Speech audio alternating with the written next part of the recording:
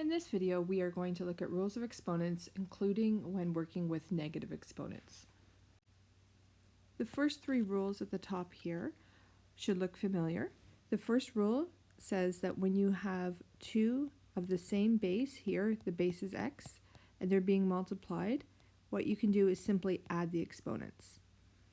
When you have the same base, x, being divided, you can simply subtract the exponents. And when you have one base with two exponents on it, you can simplify by multiplying those two exponents.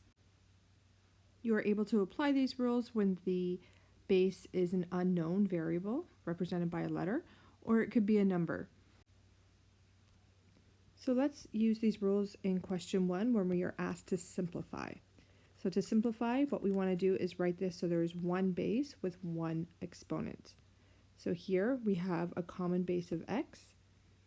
The first exponent is 1/3. The second base does not have an exponent written, so we know that that has an exponent of 1.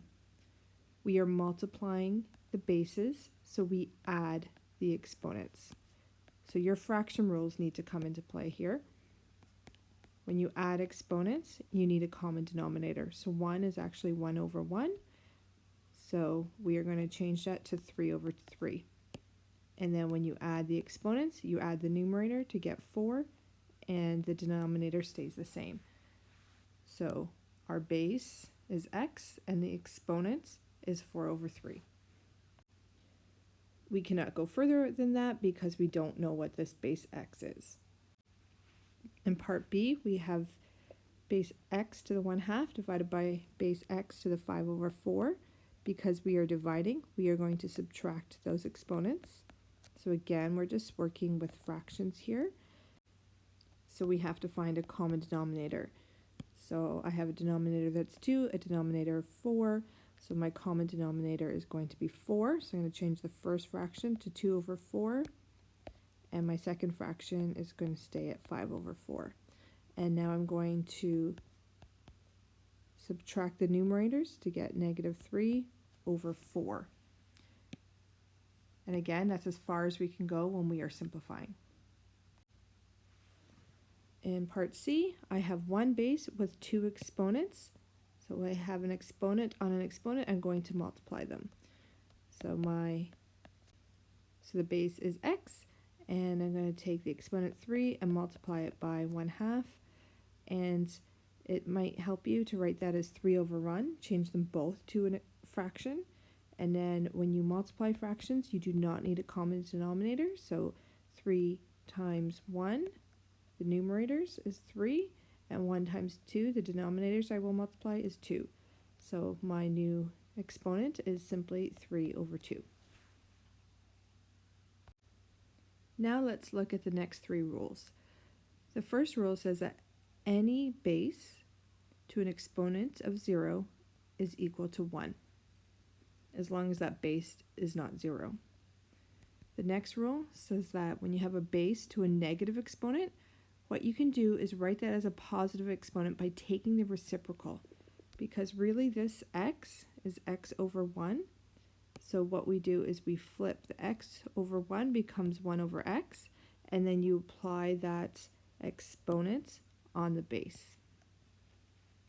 And the third rule is very much like the second rule.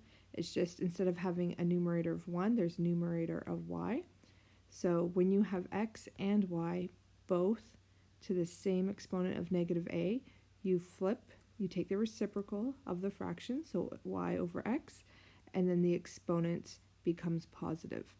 So x/y to the -a becomes y/x to the positive a.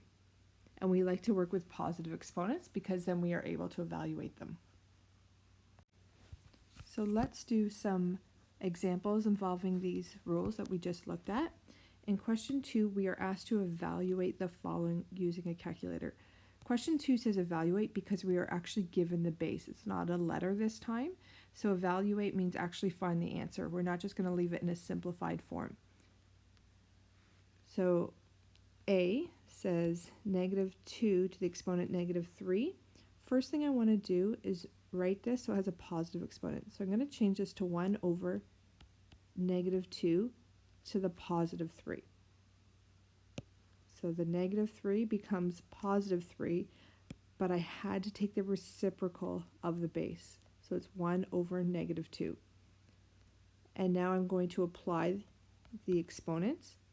So it's going to be 1 over negative 2 times negative 2 times negative 2, because having an exponent of 3 means I'm multiplying that base 3 times. And try this without a calculator. So negative 2 times negative 2 is positive 4, times negative 2 is negative 8. So that's 1 over negative 8, and you can bring the negative to the numerator as we usually do. So there is your answer. As long as you have the negative somewhere in that fraction, it's the right answer. 2b, we have a base of 1/2 to the exponent 0. As soon as you have a 0 exponent, that just means when you evaluate, it's just 1. So it does not matter what the base is. As soon as you see the exponent of 0, when you evaluate it, it's just a value of 1. Part C, I have a fraction to a negative exponent. So what I'm going to do is deal with that negative exponent first by taking the reciprocal of that fraction.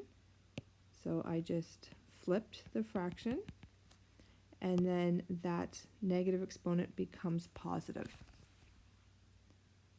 And now I'm going to evaluate. So this exponent of 3 applies on the numerator and the denominator. So that is going to be 4 times 4 times 4 over 3 times 3 times 3. 4 times 4 times 4 is 64. And 3 times 3 times 3 is 27. So the answer is 64 over 27. You do not need to write this step. This step is not needed, but that is what you are doing either in your head, or you can write it if needed. But really, what you would want to show is changing this to a positive exponent and then evaluating it to get 64 over 27. In part D, we have base of negative 5 to exponent 4 times base negative 5 to exponent negative 6. So the first thing I'm going to do is write this so it has a base with one exponent. So my base is negative 5, and I'm going to add the exponents because I'm multiplying the bases. So I'm going to take this 4 and I'm going to add negative 6. So I'm adding a negative, which means I'm subtracting. So 4 plus negative 6 is 4 take away 6, which I can then simplify. So the base is negative 5. 4 take away 6 is negative 2. If you notice, I have kept the base in brackets because I have a negative base. So by having the brackets, I make sure that I'm applying the exponent on the negative as well as on the 5. Okay, so now I'm going to deal with this negative exponent of negative 2 by writing this as 1 over negative 5, and I'm going to change that to a positive exponent of 2. And now I will evaluate. So that's now 1 over negative 5 times negative 5, which is 1 over positive 25. So again, I took the base of negative 5, wrote it so there's one exponent, and then I evaluated. I dealt with a negative exponent by taking the reciprocal, making the exponent positive, and then applying that exponent on the base. Negative 5 squared is positive 25. And the final question we will look at, I have base 3 to the exponent negative 5 divided by base 3 to the exponent negative 2.